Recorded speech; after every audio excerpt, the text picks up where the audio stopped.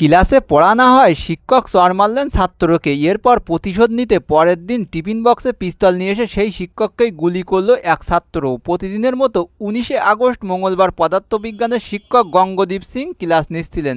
ওই সময় সম্রাট বাজওয়ান নামের এক ছাত্রকে পড়া ধরলে সে পড়া না পড়ায় তাকে একটা চড় দেন শিক্ষক।